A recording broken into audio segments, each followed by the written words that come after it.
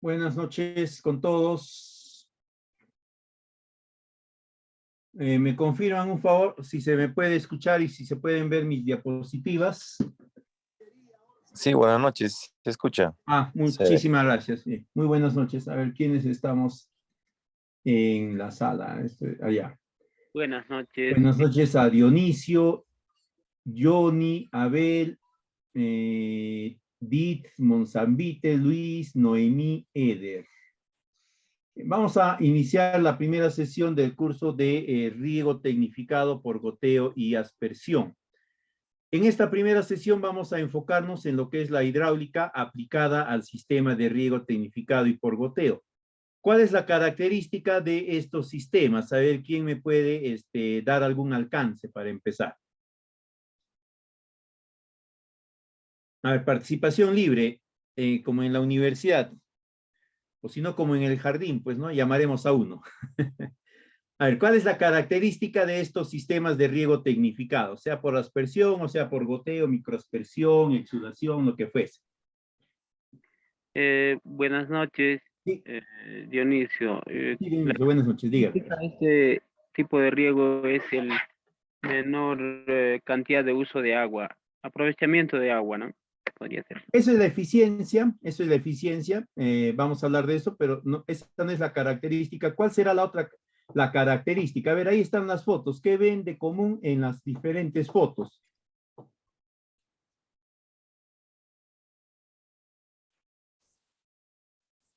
¿Qué hay acá? Ay, caramba, acá. Manejo adecuado de agua. ¿Qué es esto?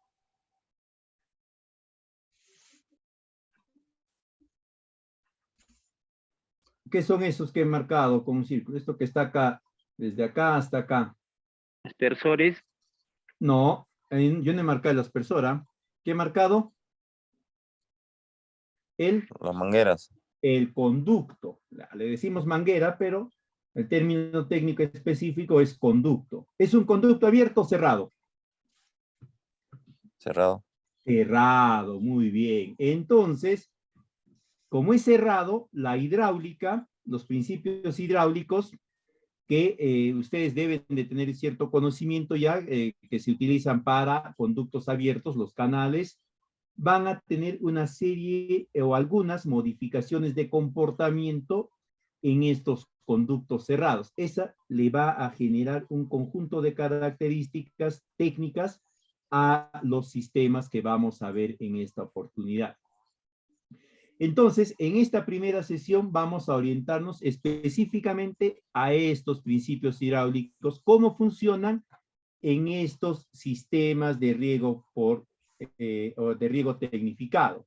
Es decir, cómo estos principios van a funcionar, estos principios de hidráulica, en conductos cerrados. En conductos abiertos tienen un tipo de funcionamiento porque una buena parte de la superficie del agua, la película del agua, está en contacto con la atmósfera, pero en conductos cerrados no está en contacto con la atmósfera, ¿no? En conductos abiertos, el rozamiento es en tres lados, o en dos si es un conducto triangular, en las cunetas, por ejemplo. En conductos cerrados es mayor el área de rozamiento. Entonces también ahí vamos a ver más adelante que hay ciertas consideraciones al momento de estimar las velocidades que deben de considerarse. A eso nos vamos a enfocar en esta primera sesión. En la segunda sesión de la próxima semana ya vamos a hablar sobre el diseño hidráulico, ¿no? ¿Qué consideraciones tenemos que tener en cuenta en el diseño hidráulico? Porque como es un sistema de riego, todo sistema de riego, eso hay que tener en cuenta, se basa en dos diseños. ¿Cuáles son esos dos diseños de cualquier sistema de riego? A ver, ¿quién me indica?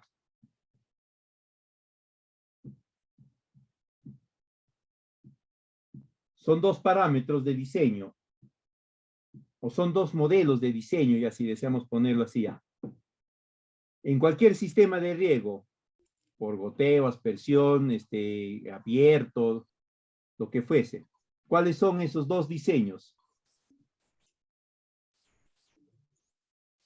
Acá también pueden ver ustedes. ¿Qué creen que se debe? ¿Sí? ¿Por gravedad? 1. No, no, no. Acá, en esta figura de acá, a ver. ¿A quién se está atendiendo? ¿A quién se le está brindando el recurso hídrico? A la planta. A la planta, ¿no? ¿A través de qué? De estos conductos. Entonces, en todo sistema de riego va a haber dos diseños. Un diseño orientado a la planta, que es el diseño agronómico, el diseño hidráulico. ¿Ya? Es decir, cuánta agua va a requerir esa planta para poder llevar adelante su proceso de producción. Y después vamos a encontrar el diseño hidráulico, donde vamos a tener en cuenta ya las características propias de los conductos. En canales abiertos es del canal, ¿no? Debe ser rectangular, trapezoidal, de qué dimensiones, dependiendo del volumen de agua que tenemos que trasladar hasta los diferentes campos. En riego tecnificado es igual, pero como ya no es un conducto abierto, sino es un conducto cerrado, se tienen que definir las dimensiones de las tuberías, las características de las tuberías, debe ser de tal material, de este otro material, etc. Entonces va a haber dos diseños. Esos dos diseños los vamos a ver en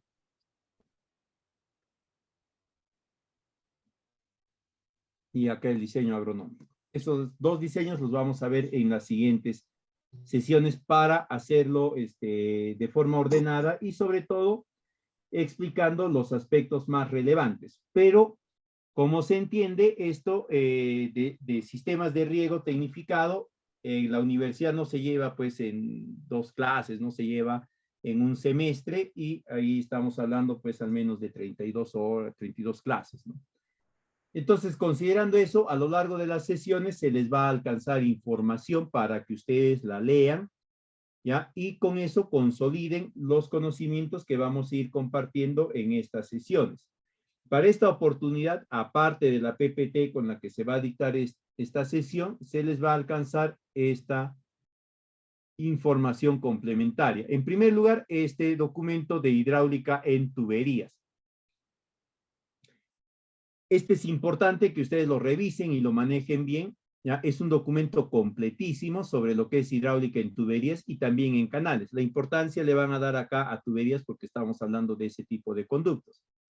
Van a encontrar en este documento todas las fórmulas que se van a emplear, aquellas que son imprescindibles, necesarias, y aquellas que se van a tener que tomar en cuenta en casos particulares, ¿no?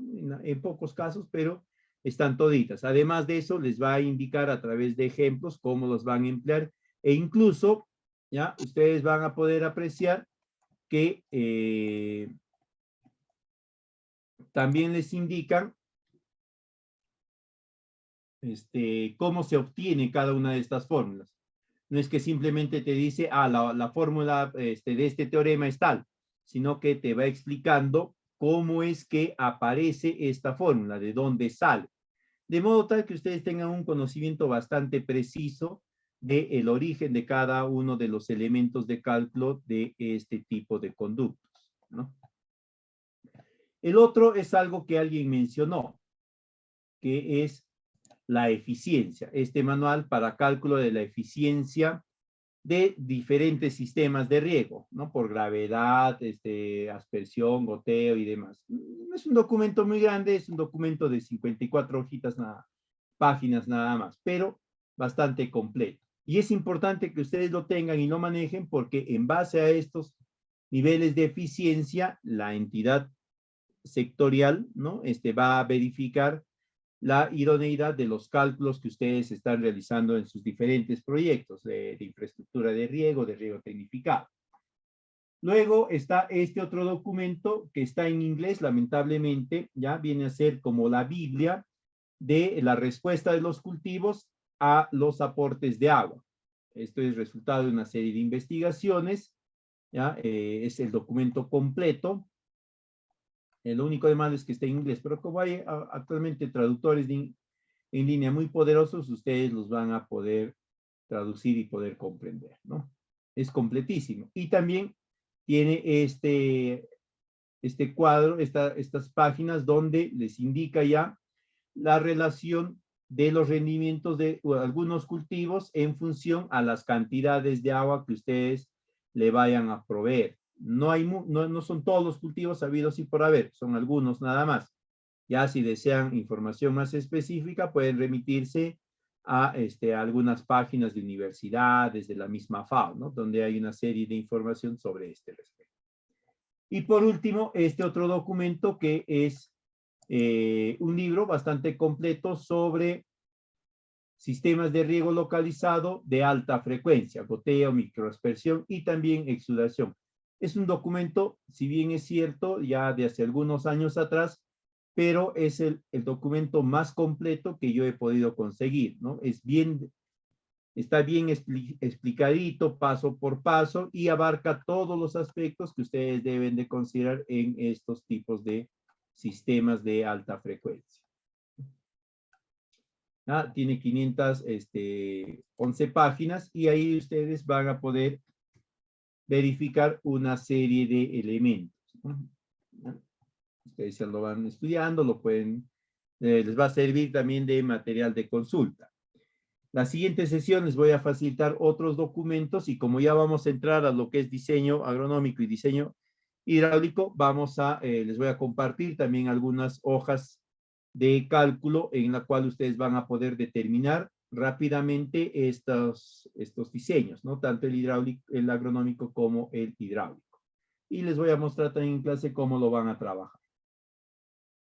Bien, entonces avanzamos. El contexto normativo del riego tecnificado. El riego tecnificado, por si acaso, en nuestro país no es imposición de una entidad sectorial, no es imposición de alguien que un día se despertó y dijo yo voy a promover riego tecnificado, sino que se enmarca dentro de un marco normativo vinculado al aprovechamiento de los recursos naturales, al aprovechamiento sostenible, la ley 26821, ¿no? Que indica que el Estado tiene que promover el manejo racional de estos recursos, parte de ellos del agua, ¿no? Generando su capacidad de renovación, evitando su sobreexplotación, y cuando hablamos de su sobreexplotación, estamos indicando la necesidad de generar eficiencia en el sistema de incorporación o de asignación de agua intraparcelario. Ahí es donde aparece el riego tecnificado, porque el riego tecnificado es intraparcelario, es la distribución intraparcelaria. Bueno, acá hay algunas políticas dentro de las cuales se enmarca todas las propuestas de desarrollo de sistemas de riego tecnificado. Los objetivos del Sistema Nacional de Recursos Hídricos, que está generado a través de la Ley de Recursos Hídricos, la 29338, donde indica que el Estado es el encargado de coordinar, asegurar la gestión integral multisectorial para el aprovechamiento sostenible, conservación y uso eficiente, dice, ¿no?, de los recursos hídricos. ¿Qué quiere decir esto y por qué les comparto? Porque el Estado tiene como mandato promover, apoyar, generar condiciones apropiadas para la implementación de sistemas de riego que garanticen un uso más eficiente, llámese sistemas de riego tecnificado, a través de diferentes esquemas de apoyo, desde los proyectos de inversión hasta la asignación de presupuestos a través de Agrobanco y otras entidades. Entonces pueden a través de estas buscar la asignación de estos montos de inversión. En el caso de Agrobanco es retornable, en el caso de planes de negocio que pueden involucrar sistemas de riego tecnificado, ¿no? Esos son no reembolsables. En el caso de proyectos de inversión pública también, pero estos ya los administran las entidades estatales. Si tienen alguna pregunta, la hacen tranquilamente por el chat, ¿ya? Para poderles atender. El otro objetivo es el de promover la elaboración de estudios y la ejecución de proyectos en materia de recursos hídricos. Esto está en función a lo que estábamos comentando anteriormente. El Estado está obligado a eso, ¿no? Porque es un objetivo, es una obligación del Estado el generar esta promoción. Acá están los objetivos de la planificación. Esto es netamente referencial. Dentro de estos objetivos de la planificación de la gestión de los recursos hídricos, encontramos, ¿no?, equilibrar y armonizar la oferta y demanda a través de el uso sostenible, ¿no? Ahí vamos a encontrar que para esto es necesario, pues, infraestructura de riego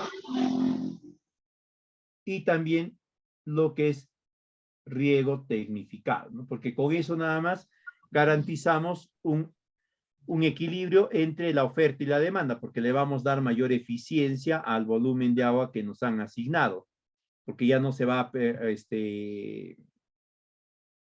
capitalizar únicamente el 50%, que es en riego por gravedad, sino se va a elevar a un 70, 75, 80, 85, hasta 95% en exudación, ¿no? Entonces, ¿qué quiere decir?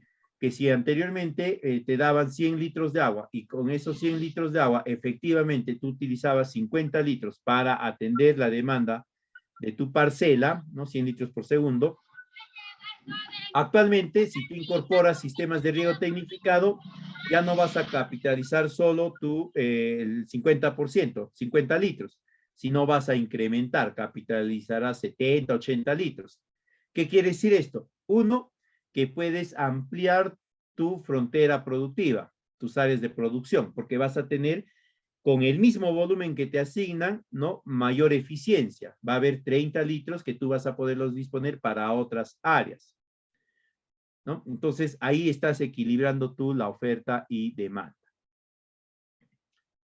En cuanto a la pertinencia del riego tecnificado, ¿no?, acá vamos a encontrar lo que anteriormente alguien comentó, las ventajas de estos sistemas. En primer lugar, de entrada, lo primero que se nos viene a la mente en cuanto a las ventajas es la eficiencia, ¿no? Comparado estos sistemas de riego tecnificado por aspersión o goteo con el de inundación máximo va a alcanzar hasta un 65% de eficiencia, ¿no? Hay sistemas de inundación a través de mangas, ¿no?, a través de tuberías, que te garantizan este incremento hasta el 65%. Más allá de eso, es mentira, ¿no? No hay sistema de gravedad, por muy tecnificado, muy modernizado que le puedas generar, ¿no?, que te garantice algo más de eficiencia. Pero el promedio está en 50%. De ahí encontramos el de aspersión, que puede ir de un 80-85%. El de aspersión, sin la incorporación de un conjunto de cálculos, puede reducirse hasta 70%. Y luego el de goteo, que va de 90 al 95%. De ahí encontramos otras ventajas, como es la adaptación al terreno, ¿no?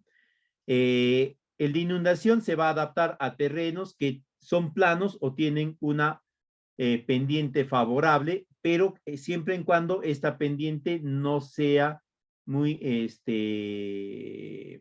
grande, porque si es muy grande, ya la escorrentía va a ser más rápido y en lugar de incorporar agua, lo que vas a generar es erosión hídrica, ¿no?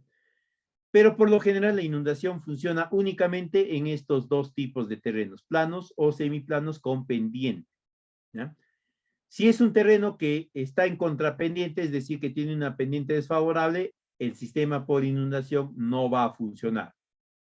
Ahí está su adaptación. No se puede adaptar a todos los tipos de terreno. El de aspersión, se va a adaptar mejor a terrenos planos, semiplanos y en algunos casos también a terrenos en contrapendiente o con pendientes algo pronunciadas.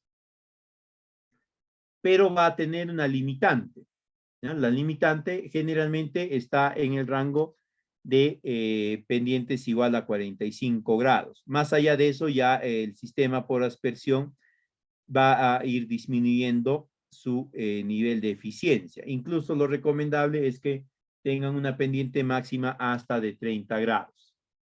Entonces, el de aspersión se puede adaptar a algunas pendientes, pero que estén en el rango de 30 grados. Y de ahí tenemos el de goteo. El de goteo, como es prácticamente un sistema totalmente de conductos cerrados, ¿no?, y que se va a requerir sí o sí la impulsión, es decir, una bomba, se va a adaptar a cualquier tipo de terreno. plano, semiplano, con pendiente, con contrapendiente, etcétera, ¿no? Porque este equipo de bombeo es el que va a dar el impulso para superar estas dificultades. Además de eso, ¿no? En cuanto al de aspersión, el de aspersión va a generar la incorporación de agua a partir de una altura, de una cuota piezométrica que va desde más o menos los 80 centímetros hasta el metro, metro y medio, ¿no? Esta es la altura a la que el aspersor se ubica. Y de ahí va a generar la distribución, el disparo de agua. ¿No? Hay una cierta altura que es la que le brinda esta limitante de adaptación por la altura. Porque, ¿qué sucede si este es tu pendiente, ¿no? O este es tu pendiente, perdón, esta mejor es tu pendiente y tú pones tu aspersor acá? Por este lado, ¿no? Si este es el arco de lanzamiento, por gravedad esto va a seguir cayendo y va a llegar hasta acá. Pero en este otro lado, simplemente va a llegar ahí. Entonces no se adapta muy bien. En cambio, el de goteo se va a ubicar a 2 centímetros del suelo. El emisor va a estar en este punto, acá. Entonces el de goteo es directo, ¿no? El de goteo cae acá nada más. Por eso es que se adapta bien a cualquier tipo de terreno, porque está muy próximo al mismo. Entonces no hay posibilidad a gran desperdicio. Bueno, acá se ha copiado esto. El consumo de agua. Acá este está relacionado a la eficiencia. El de inundación es el que consume más agua. El de aspersión utiliza menos que el de inundación, pero al menos el doble que el de goteo. Y el de goteo es el más eficiente. Utiliza un volumen relativamente reducido porque es dirigido. En tanto que el de inundación es por gravedad y se distribuye a diestra y siniestra sin capacidad de control. El de aspersión tiene una orientación a poder atender, ¿no? De forma algo más exacta a las plantas. En cambio, el de goteo ya es puntual, ¿no? El gotero está justo encima de donde la planta va a necesitar la incorporación de agua. El gotero no se ubica en cualquier punto, ¿no? Y tampoco hace su aporte de agua en cualquier punto, como sí lo hace el de aspersión. El de inundación, pues ya sabemos que aporta agua en todos, ¿no? Hasta en donde no debe. Luego tenemos vinculado esto el control. ¿En cuál de los tres sistemas se puede controlar mejor el agua? En el de inundación se puede controlar el agua, pero no los volúmenes de aplicación. Lo que se controla básicamente es el flujo, ¿no? Es decir, hacia dónde se va a distribuir el volumen de agua. A través de compuertas, sifones, ataguillas, etc. En el de aspersión se controla bien la cantidad porque se va a medir la cantidad que va a aportarse o que se va a disparar a través de los diferentes aspersores, ¿no? Pero siempre va a jugarnos en contra la presión que hay entre los diferentes aspersores. En el de goteo, sí se controla muy bien la cantidad de agua aplicada porque incluso se ha determinado la cantidad de tiempo, ¿no? Y de gotas que se tiene que suministrar por planta. Entonces, ahí se tiene bien calculado, bien estimado este aporte cuantitativo de agua. Y acá ya no solamente se controla el flujo a través de los conductos cerrados, sino también se controla la cantidad de aporte de agua individualizado por planta. Tenemos luego el diferencial de cota para la distribución de agua solamente por la fuerza de gravedad, ¿no? El de inundación no necesita demasiado diferencial de cota, lo único que va a requerir es que haya un cierto desnivel que permita que el agua fluya desde la parte más alta hacia la parte más baja, ¿no? Básicamente, diferencial de cota viene a ser el diferencial de altura entre el punto de inicio del sistema de riego o del proceso de riego y el punto de finalización. En el de inundación requerimos que haya una cierta pendiente. En ese sentido, el diferencial de cota va a ser esto, ¿no? Acá tenemos pendiente inicial, acá tenemos la pendiente final y el diferencial de cota es este de acá. se requiere cierto diferencial.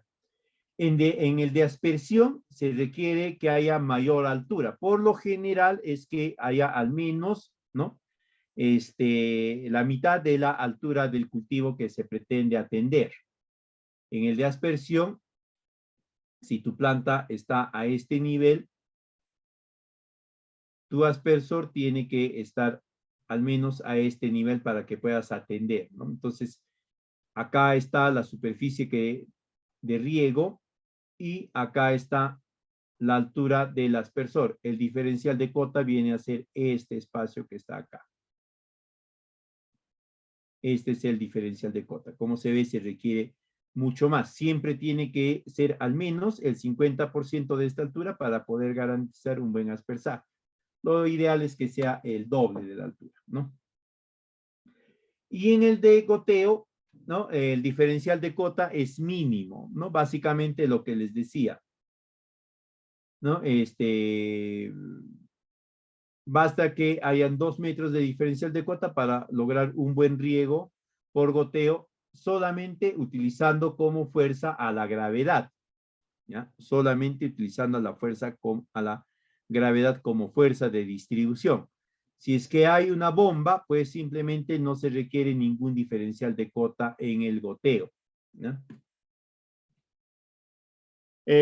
Otras ventajas están relacionadas al impacto en el entorno. En el impacto ambiental, el de inundación genera un impacto negativo bastante fuerte sobre el recurso suelo, ¿no? Porque lo erosiona, termina erosionando. Sí o sí lo va a terminar erosionando. Por el arrastre mismo, pues, ¿no? Y si a eso le incorporan ustedes el factor pendiente, la erosión es mucho mayor todavía. Aparte que hay una contribución de la inundación a los procesos de lixiviación de algunos nutrientes muy solubles, como el nitrógeno en la urea, por ejemplo, ¿no?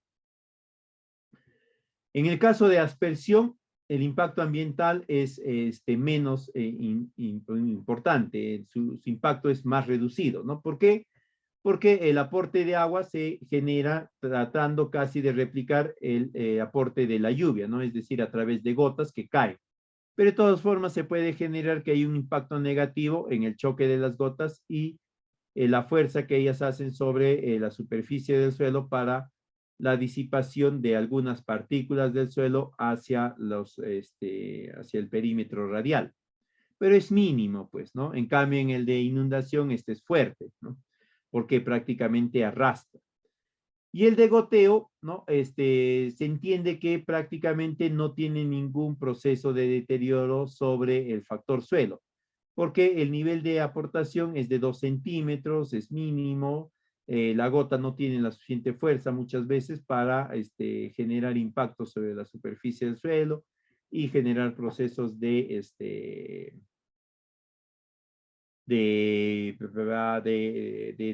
erosión.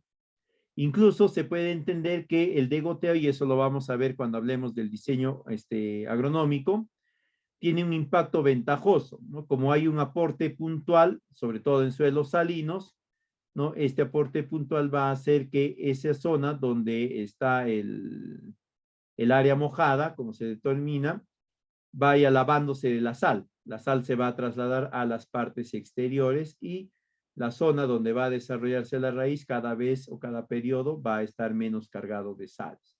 Entonces el efecto es positivo.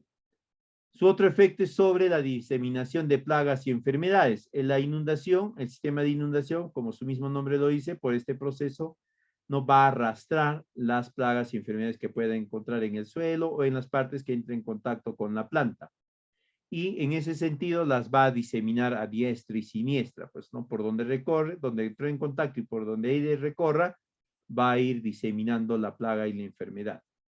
El de aspersión, no tanto, ¿no? A menos que se pueda tener la suerte, pues, de que la gota asperjada caiga sobre algún producto que esté contaminado con algún patógeno así, y por el impacto salga volando y contamine otra planta cercana, ¿no? Que se puede dar, pero no es muy común, pero se puede dar.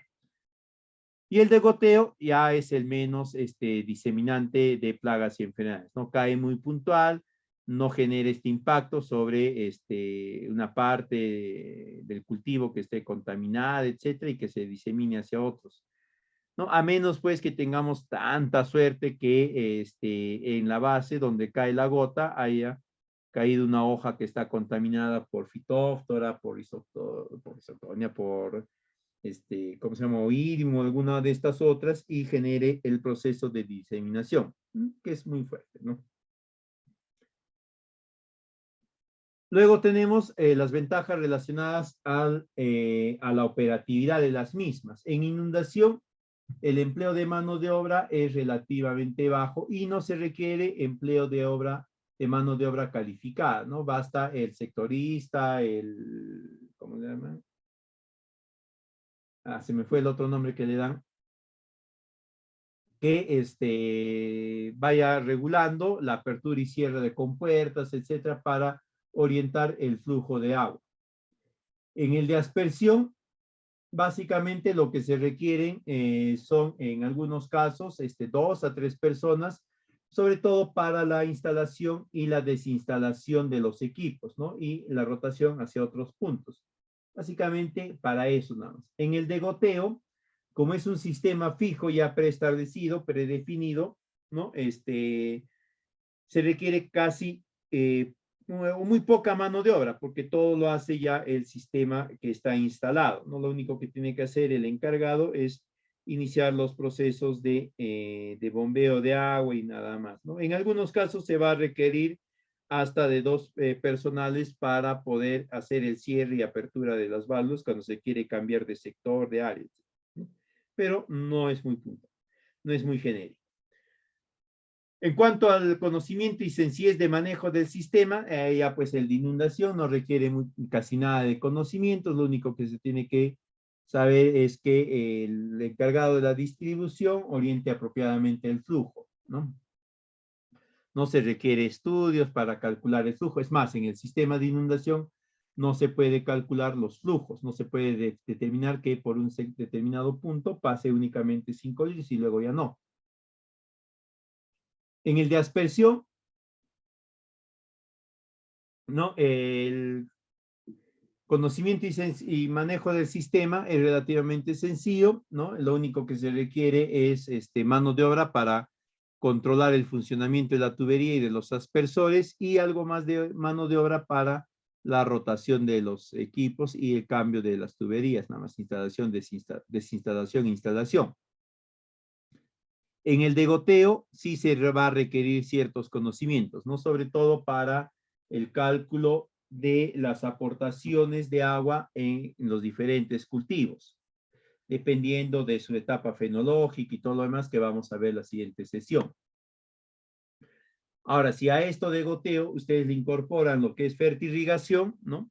Entonces ya se va a requerir complejos, conocimientos mayores y más complejos, porque el encargado va a tener que hacer un conjunto de cálculos para determinar la cantidad de nutrientes que va a incorporar en la solución madre y en las otras soluciones, además de llevar adelante el balance iónico, ¿no? Porque recuerden que en fertirrigación se tiene que determinar el balance iónico y ahí requiere un conjunto de conocimientos ya más finos. Bien, ahora sí vamos a hablar sobre lo que es la hidráulica aplicada a los sistemas de riego tecnificado en conducto cerrado. La característica de estos sistemas, como habíamos dicho, es que todos van a trasladar el flujo a través de un conducto cerrado. Ya no es un conducto abierto. Este es un conducto abierto y este es un conducto cerrado. Nosotros generalmente al conducto cerrado lo conocemos como tubería, pero esta tubería en términos reales puede ser de forma circular, rectangular o cuadrada. Otra característica de este tipo de sistemas es que el líquido, el flujo, el agua, va a discurrir por el interior de la tubería. Y en ese proceso de discurrimiento va a ejercer presión sobre todas las superficies en contacto de la tubería. Casi nunca en sistemas de riego tecnificado la tubería trabaja así como la pueden ver acá, llena al 100%. Por lo general, la tubería va a trabajar a 3/4 partes llenas y va a quedar 1/4 parte vacía, ¿ya? Este es el que va a generar el flujo laminar y en este espacio vacío va a haber una rotación de aire que va a permitir el discurrimiento más rápido. La otra característica, ¿no? Que la tubería funciona como igual que un canal, por eso es que los conceptos de hidráulica de canales se aplican también acá, pero haciendo una serie de reacomodos. Lo primero que tenemos que tener en cuenta es la cota piezométrica. La cota piezométrica viene a ser la altura diferencial que existe, ¿no? Entre el fluido y la base. Esta de acá, ¿no? En sistemas de riego tecnificado en tuberías, por lo general la tubería está pegada al suelo. En el caso de riego por goteo, sí está suspendida, ¿no? Pero a través de esta cota piezométrica se puede determinar la presión que este flujo va a ejercer sobre las paredes de la tubería. Algunas condiciones ya específicas para empezar sobre el flujo. El flujo viene a ser el fluido que va a discurrir por el conducto, sea este abierto o cerrado. En el caso presente, ¿no?, de tuberías, estamos hablando que este fluido va a trasladarse por un conducto cerrado. En cuanto a los tipos, podemos encontrar los tipos de flujo de acuerdo al tiempo o al espacio. Para el caso de sistemas de riego tecnificado, también se consideran estas dos clasificaciones. Si consideramos el tiempo como criterio de clasificación, vamos a encontrar dos tipos, un flujo permanente y un flujo no permanente. Básicamente esto se refiere a la profundidad del flujo. Y como estamos hablando de tiempo, acá el patrón se mide en que esta profundidad del flujo, ¿no?, si es permanente, sea constante por un determinado intervalo de tiempo, o mejor dicho, que sea constante el mayor tiempo posible, ¿no? Que la profundidad del flujo sea, pues, de 5 centímetros o de 10 centímetros en un recorrido de 30 minutos, 50 minutos, 3 horas, qué sé yo. Ese es un flujo permanente. Todas estas están referidas a la profundidad. Acá estamos hablando, cuando hablamos de permanente o no permanente, estamos hablando del tiempo. No permanente cuando la profundidad del flujo va a cambiar en intervalos de tiempo más cortos, ¿no? Es decir, cada 2 minutos, ¿no? Etcétera. Acá entonces, en el caso de tuberías, ¿ustedes qué tipo de flujo creen que habrá? ¿Permanente o no permanente? A ver, ¿quién me contesta? ¿Flujo permanente? Permanente, ¿no? Porque la tubería es esta de acá. Acá está su boca, acá está su salida. Digamos que el flujo está a este nivel. La altura, esta altura o esta profundidad también como le podemos llamar, va a ser constante. Acá va a ser una cantidad, 1K, y acá va a seguir siendo 1K. ¿Por qué? Porque esta base es fija, esta base es única. Van a encontrar flujo no permanente en ríos, riachuelos, canales sin revestir. Ahí es donde van a encontrar flujo no permanente. Porque el canal sin revestir está así, pues, ¿no? Entonces el flujo es este de acá. Acá hay una profundidad. Acá hay una profundidad 1. Acá hay una profundidad 2. Acá hay una profundidad 3. Acá hay una profundidad 4 y así. Y los intervalos de tiempo son cortos, ¿no? Cambia el flujo constantemente. Por eso es permanente. Entonces, en tuberías, en conductos cerrados, siempre vamos a tener un flujo permanente considerando el tiempo como criterio. Y si consideramos ahora el espacio, es decir, ya no el tiempo que el mayor tiempo que la profundidad es constante, sino ahora el mayor espacio. Acá vamos a encontrar ya un flujo uniforme y un flujo variable. Igualmente se refiere a la profundidad, pero acá estamos tomando en cuenta, ¿no?, el espacio, la longitud, la sección, la mayor cantidad de secciones en la cual la profundidad es uniforme, es constante, es la misma. Entonces, en tuberías según el espacio, el flujo será uniforme o variado. Uniforme. Uniforme, por el mismo criterio anterior, pues es una dimensión única, ¿ya? Entonces vamos a encontrar que en tuberías no vamos a encontrar flujo variado, flujo no permanente. Lo que vamos a encontrar siempre en tuberías es un flujo permanente, ¿ya? Y además, ¿no? Va a ser un flujo uniforme. No, acá no he puesto uniforme.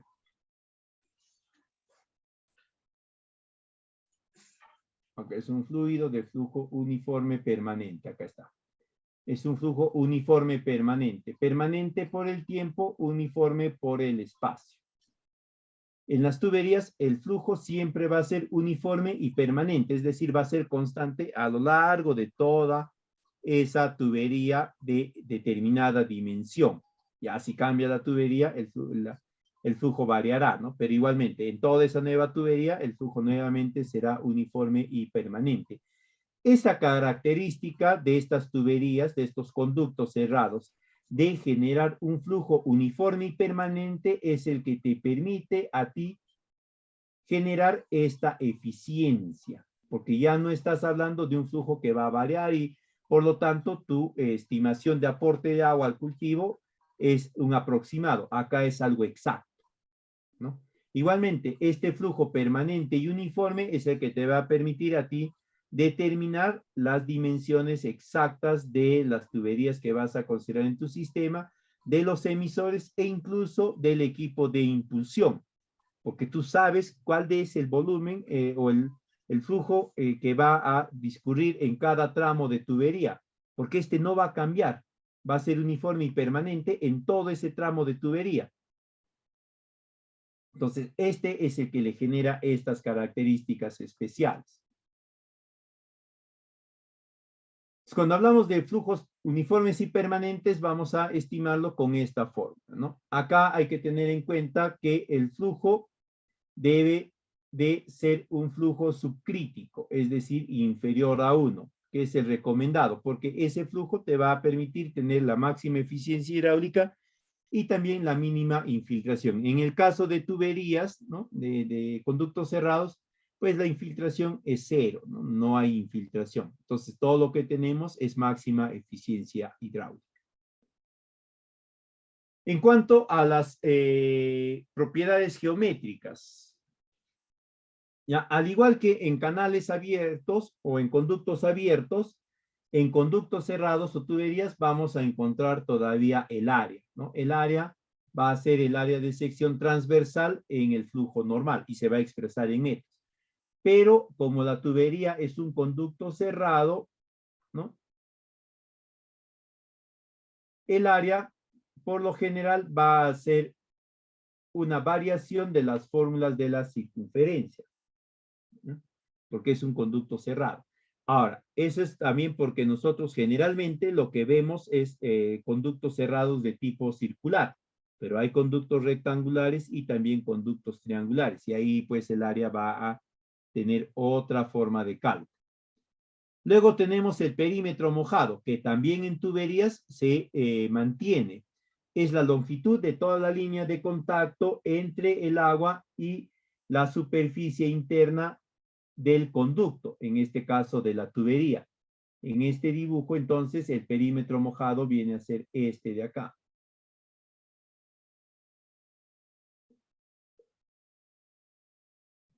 Este de acá. Todo esto va a ser el perímetro mojado, ¿no? Y el área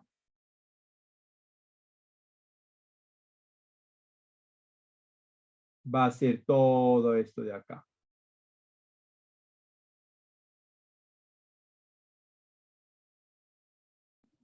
Todo este verde va a ser el área que se expresa en metros cuadrados. Y todo este moradito va a ser el perímetro mojado, ¿no?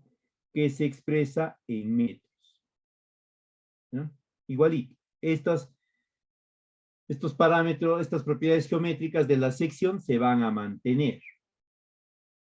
Donde va a haber una variación es en el radio hidráulico. El radio hidráulico en general se calcula, ¿no?, dividiendo el área entre el perímetro mojado. Viene a ser la relación que existe entre ellas. Entonces el radio hidráulico te va a dar en metros, ¿no? Se divide el área entre el perímetro mojado. Pero para el caso de tuberías, ¿no?, sobre todo si son de sección circular, es decir, son tuberías circulares, el radio hidráulico es la cuarta parte del diámetro de la tubería. Es decir, esta es nuestra tubería. Este es nuestro diámetro. Vamos a poner, ¿ya? Este es nuestro diámetro. Digamos que nuestro diámetro es de 10. Entonces, nuestro radio hidráulico va a ser igual a 10 entre 4, que esto es igual a 2.5. Y este radio hidráulico es importante porque esta cuarta parte va a ser generalmente el área vacía con la cual va a funcionar la tubería. Les había dicho anteriormente, por acá está, por algún lado les he mencionado, que la tubería va a funcionar generalmente a 3/4 partes, ¿no? Es esto de acá. Acá se ve eso, ¿no? Esta tubería va a funcionar a 3 veces el radio hidráulico y va a tener siempre un espacio vacío que va a ser una vez el radio hidráulico para que opere bien. Este espacio vacío es el que va a permitir el rápido discurrimiento del cuerpo de agua. Y les va a generar también a ustedes en algunas oportunidades que el sistema pueda operar únicamente por gravedad, porque si es todo lleno, no hay espacio por el cual pueda circular el área y no va a haber espacio que permita el discurrimiento del agua. Se va a requerir una bomba sí o sí. Entonces, en tuberías, en conductos cerrados, el radio hidráulico se calcula de esta forma. Se puede calcular también de esta, ¿no? Pero por lo general es de esta. ¿Qué más? Tenemos el tirante hidráulico, ¿no?, que viene a ser la relación que va a existir entre el área de sección del área y el ancho superficial, ¿no?, que viene a ser la película superior que está en contacto con la superficie, esta de acá. En tuberías, ya, va a existir también el tirante hidráulico, pero va a ser algo diferente, ¿no? Esta es la tubería, esta va a ser la T, que no va a estar en contacto con la atmósfera, pero sí con un espacio libre, ¿no? Entonces se calcula igual el tirante hidráulico al área entre el tirante superficial. Igualito se va a calcular. El tirante viene a ser la distancia que existe entre el ancho superficial y el punto más bajo del conducto. En el caso de tuberías, este tirante va a ser este de acá, ¿no? Este de acá, que generalmente va a ser 3 veces el radio hidráulico, ¿no? Entonces, hay cosas en las cuales ya está prácticamente predefinido porque el conducto trabaja de determinada forma. De todas formas, siempre es importante poder calcular. Y acá aparecen algunas variaciones. ¿Ya? El efecto de viscosidad, por ejemplo, viene a ser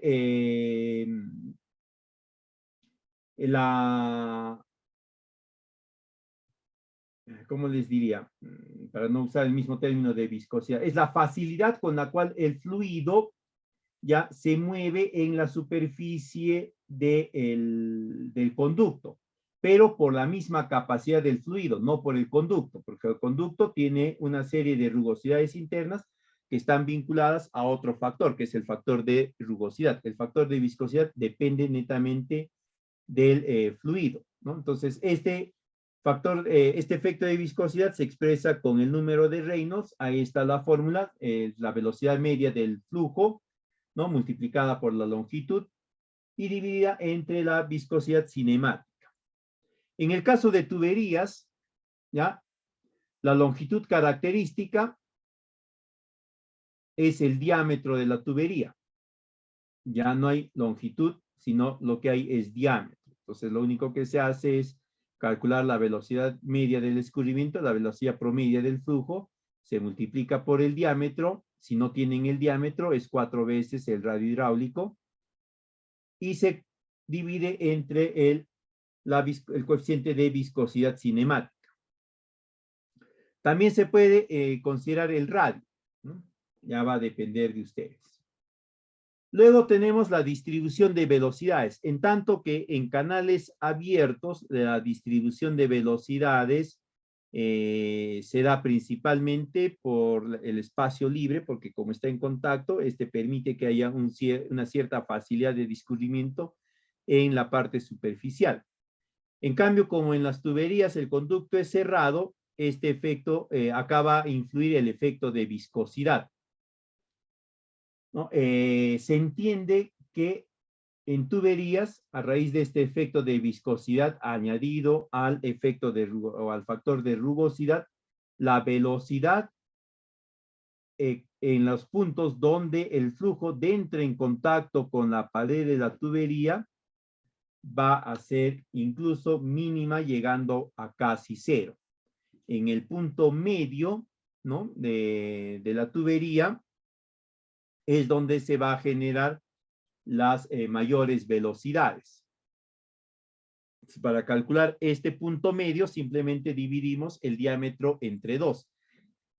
En ese punto medio va a generarse las mayores velocidades. Esto es genérico para todas las tuberías y todos los flujos, considerando que pueden haber tuberías que trabajan a flujo lleno, ¿no? Por ejemplo, en los gases, ¿no? En los gases trabajan a flujo lleno. Entonces, el mayor punto de velocidad es este de acá. Acá es donde va a haber mayor velocidad y la velocidad va a ir disminuyendo a medida que se acercan a la pared, porque acá va a generarse el efecto de viscosidad más el factor de rugosidad. Esto es en tuberías en general, en flujos en general, pero en agua, en este tipo de tuberías, donde trabajan a 3/4 partes, esto lo vamos a ver con un grafiquito en unos instantes, también vamos a encontrar el punto medio, que va a ser acá. Pero va a haber una variación en la velocidad de las tuberías, más o menos va a ser tipo pera. Así se va a ir generando. Acá es concéntrica. Acá no. En tuberías en agua no es así. Eso lo vamos a ver en unos instantes. Entonces, lo que se va a buscar en las tuberías es que este efecto de viscosidad sea tal, ¿no? Casi cero o nulo en todo caso, en el cual el número de Reynolds sea infinito y esto va a generar que la velocidad sea igual en todos los puntos del flujo. Es decir, ya no va a haber disminución en la velocidad del flujo, si es que este flujo está más cercano o no de la pared de la tubería. Lo que vamos a encontrar nosotros en tuberías es esto, ¿no? La gradiente de velocidades por el escurrimiento laminar. ¿A qué se denomina escurrimiento laminar? A esto que les mostraba anteriormente, ¿no? El escurrimiento laminar es este de acá. Es el escurrimiento de la lámina que entra en contacto con este espacio vacío. Este espacio vacío va a generar una gradiente de velocidades, es decir, una reducción más significativa de las velocidades, ¿no? Mientras estas estén más cercanas a la pared, es decir, acá la velocidad va a ser prácticamente cero acá. En tanto que acá sí vas a tener tú la velocidad media, ¿no? Entonces, lo que van a encontrar ustedes en tuberías, ¿no?, por lo general es esta gradiente de velocidades, esta que está acá en el gráfico. Esta de acá, ¿no? Por este efecto de escurrimiento laminar. Lo que se desea es que este escurrimiento, esta gradiente en estos puntos sea menor y te aproximes a estos modelos, aunque sea, ¿no?, donde el diferencial de velocidades sea mínimo. O en todo caso, que no sea tan marcado. Lo ideal es alcanzar esto. Hay empresas que desarrollan sus sus proyectos, ¿no? O que desarrollen sus sistemas de riego, sus conductos, considerando estos aspectos, ¿ya? Entonces vamos a encontrar que la distribución de velocidades en una tubería se va a dar de esta forma. Como les decía, este de acá va a ser el punto medio y acá van a encontrar ustedes el máximo de velocidad. Acá va a estar el máximo de velocidad de la tubería y de ahí va a ir bajando ya, ¿no? La distribución de velocidades va a ser cada menor, suponiendo que la velocidad promedio, ¿no? Es de 2.5, que va a ser en todo este segmento. De ahí ya va a disminuir a 2, de ahí a 1.5, a 1, a 0.5 y finalmente esta que está en contacto va a ser igual a 0, es decir, va a ser una película que prácticamente va a estar inerte, pero es mínima en el caso, ¿no? Y como les mencionaba, las diferentes compañías vienen generando una serie de estudios específicos para determinar apropiadamente esta gradiente. ¿Cómo se da el movimiento en tuberías? El movimiento en tuberías va a ser uniforme. Ya habíamos visto que el flujo es permanente y es uniforme. En ese sentido, va a ser también el movimiento con estas características, ¿no? Además de eso, deben de considerar que siempre va a haber una pendiente que va a estar orientada a la línea de inercia. Esta pendiente también va a facilitar el discurrimiento del flujo dentro de la tubería. Esta pendiente no puede ser excesiva porque de serlo va a generar una carga de velocidad y esta carga de velocidad va a significar también mayor presión en las paredes de la tubería, ¿no? Entonces hay que mantener una pendiente apropiada. Esto ya lo vamos a definir en los estudios de diseño hidráulico. Pero más o menos la pendiente recomendada está entre 1, 3, 4, hasta 5% nada más, ¿no? Para no generar estas sobrecargas de presión. Pero siempre se recomienda que haya un margen de pendiente. No es recomendable también que ustedes planteen la instalación del sistema con una pendiente cero, porque si tienen una pendiente cero, no va a haber discurrimiento natural por gravedad. Se va a requerir un sistema de impulsión. Y en sistemas de riego, ¿no? Tecnificado, también lo que se busca es la optimización de la inversión. Si no incorporas sistemas de impulsión, ¿no? Tu inversión está más optimizada, porque el sistema de impulsión demanda, aparte de la bomba, la motobomba, como le llamemos, ¿no? Otro conjunto de equipos, ¿no? O de elementos de protección del sistema de impulsión y demás, aparte del mantenimiento y la operación de las bombas. En cuanto a las velocidades medias en tuberías que tienen movimiento laminar, esto es para tuberías que tienen movimiento laminar, es decir, estas tuberías, ¿no? Que tienen esta característica. Esto es agua y este es el espacio vacío. Esta laminita es la que le da el movimiento laminar. La velocidad media siempre va a ser igual a la mitad de la velocidad máxima, ¿no? Entonces la velocidad media la van a poder calcular ustedes, ¿no? A través de la fórmula en la cual multiplican la gravedad por la pendiente. Esa es la pendiente, ya saben, no se olviden. Esta es gravedad. Pueden utilizar ahí el dato de 10 o el de 9 punto y tantos como dependiendo de digamos, de la fineza o de la exactitud del dato que desean determinar, ¿no? Pero las hojas de cálculo con las que vamos a trabajar la semana que viene consideran la gravedad igual a 10, por si acaso, ¿no? Y lo van a dividir entre la viscosidad cinemática, la misma que han empleado para calcular el número de Reynolds, RE. Y lo van a multiplicar por la división del diámetro elevado al cuadrado entre 32, ¿no? O también esta misma fórmula se puede traducir, ¿no? A la gravedad por la pendiente multiplicado por el radio al cuadrado, dividido entre 2 veces la velocidad cinemática.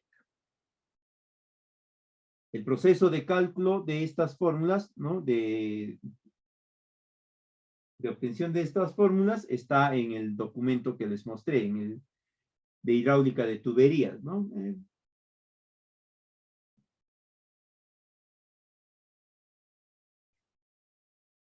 Pero se entiende que no es muy complicado, ¿no? El diámetro es 2 veces el radio, ¿no? Se calcula se hacen las operaciones respectivas y se obtiene el dato.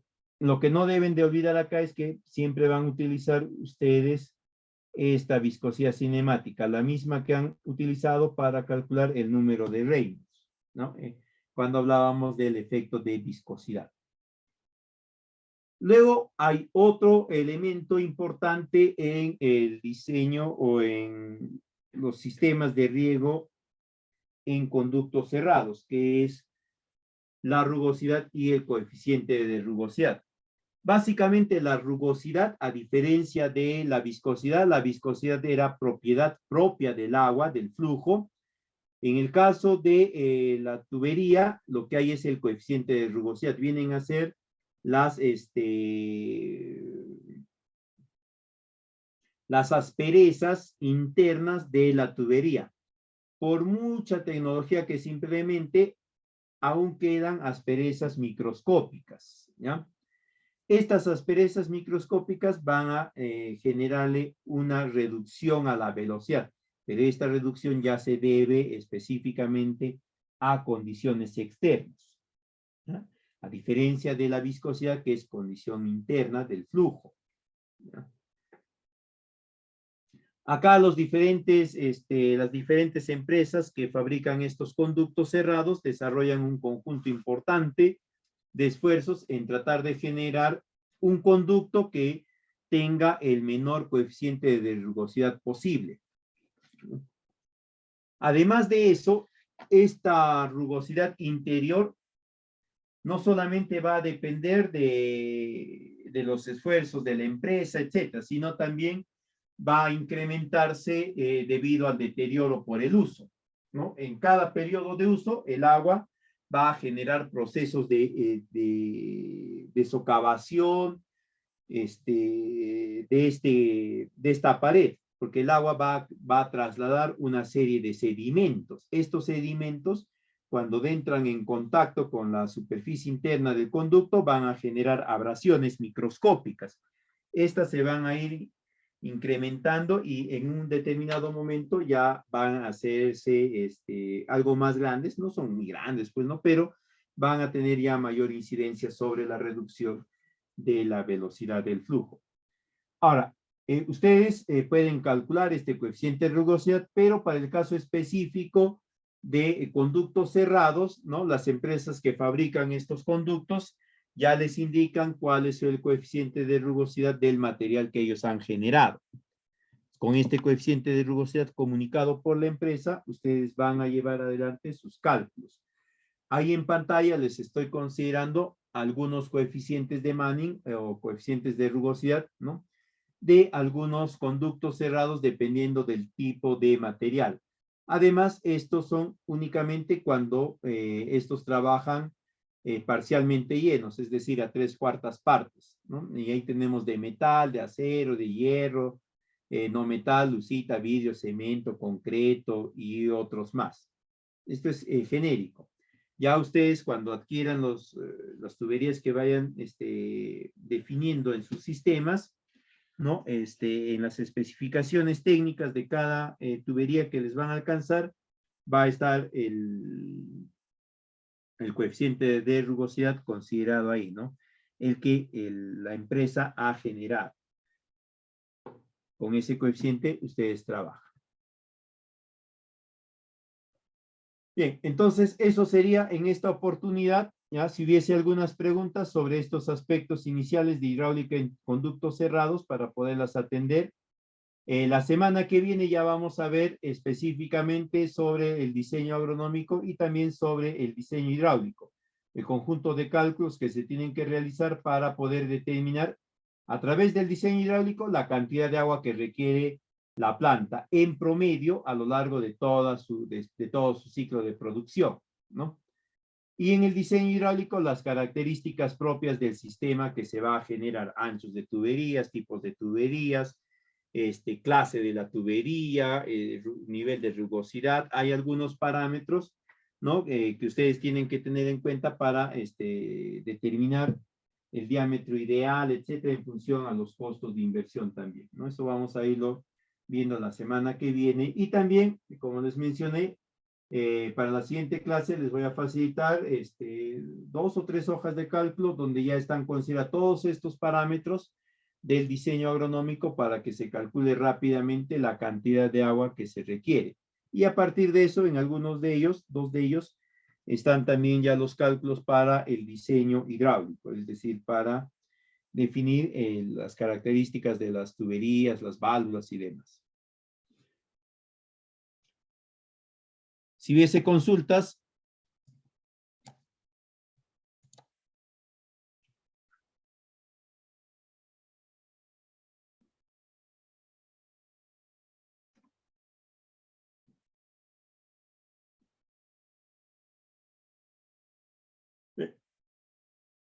Si no hay consultas, no se olviden, se comunican con la entidad, con COINSIP, para que les facilite, aparte del video grabado, la PPT, que yo se los voy a compartir a ellos con todos los apuntes que hemos tomado y los materiales que les he mostrado, ¿no? Estos 4 que les compartí anteriormente, ¿no? Son 4 documentos que les va a facilitar COINSIP para que ustedes los vayan revisando, los vayan teniendo. La semana que viene les voy a compartir algunos otros.